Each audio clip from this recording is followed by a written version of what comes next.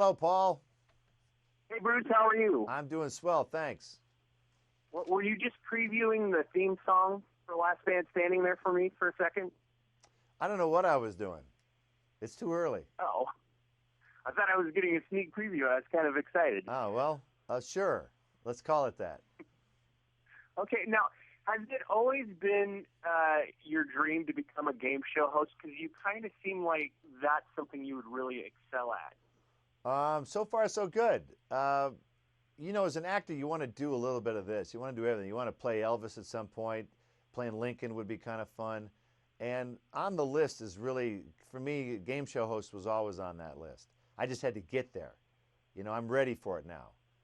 My Lothario days are over. Now it's time to play crooked politicians and game show hosts, things like that.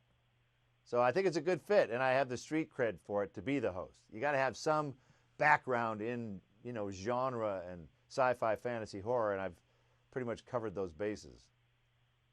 Well, and especially with you attending conventions all the time, I'm wondering, you've never really struck me, and I've seen the word nerd in some of the press that's come out for this game show. You've never really struck me as a nerd or a geek per se, even though you've been around that culture for so long.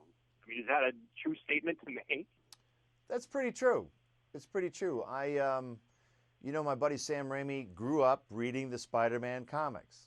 I read a comic called Sad Sack, which I don't think anybody read. I don't even know how they were able to put that comic out. It was just some guy, some schlubby guy in World War II, The Adventures of Sad Sack. It was. Well, my grandfather was in World War II, and he had those all over the house, and I think I spent my childhood reading Sad Sack. Well, that's you and me against the world then, because that's what I read. For some reason, the superhero kind of went, just sort of skipped over me, and now I wish I had more knowledge of superheroes now, but I'm learning. Shooting 10 episodes of Last Man Standing, you actually learn a few things. Well, I was going to say, you could give me the biggest scoop saying that you are actually going to be Sarge in Sad Sack. That's possible. Never say never. Now, that's one of the things I wanted to ask you about this show is you coming into this, do you know the answer to every question that comes up, or are you just amazed at some of the people that are coming on here? I don't know any of these answers. And I've been in this world for years, the genre, but, I don't pick apart my own movies.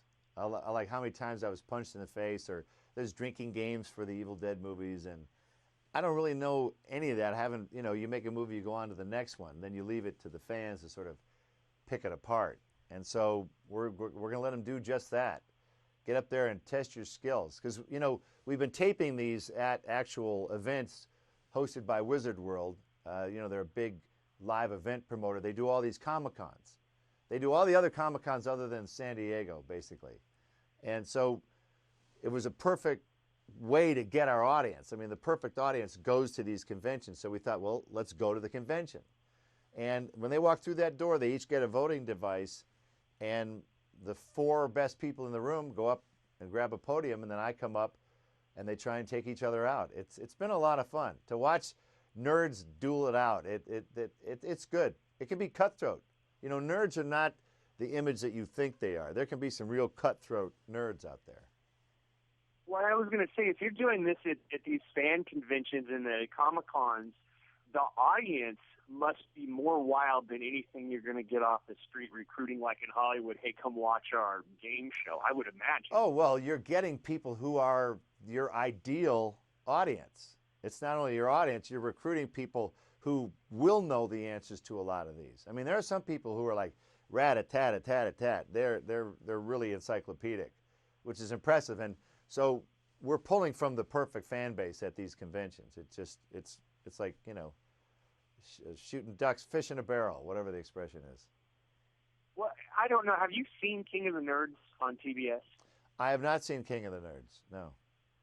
Because you're talking about how cutthroat these guys are, and watching that show, these guys really are. They, you would think that they'd stand up for each other, but they really go at each other. And I'm wondering, do the audiences in these shows, and maybe even you, pick out favorites? Oh, yeah. No, the audiences pick out favorites. They'll pick an underdog. They love underdogs. That's what we found. There was a woman who was behind, and she was very sweet and shy, and she started to pick up a little steam, and the audience just immediately jumped to her. Whenever she got something right, they just, they cheered. So it gets the audience involved in a way that I didn't know whether that was going to happen or not. And thankfully, they do. And the thing, we have to tell them, do not shout out the answer. And because if the contestants don't get it, we turn it over to the audience and they can shout the answer out. And sometimes you'll get a wave of 50 people saying that answer. And I look at the contestants of like, how'd you guys get up here? Everybody else in the whole auditorium knows that answer. So it's just been a fun, interactive game show. This is not your father's game show. Well, it sounds a little crazy, and from what I've experienced, because I started going, I think, just to San Diego Comic-Con back in 2002, until now, you have, like, you go upstairs and they have, like, the autograph rooms. Those rooms have really changed where there's, like, some really important people just in there meeting the fans. And I'm wondering, are you able to bring any of them into the show with you? Meaning for Last Fan Standing? Yeah, to have them kind of come out and maybe help along. I haven't seen the show yet. Well, we recruit from a live audience that comes in. We do not screen these people like most of these other shows. So you never know who you're going to get. And, some guys come dressed up in character, which is awesome.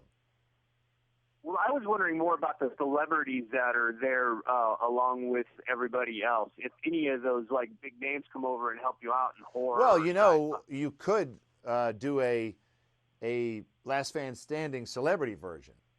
You can do a version. You can do a horror version. You can do you can make it all sci-fi, all fantasy.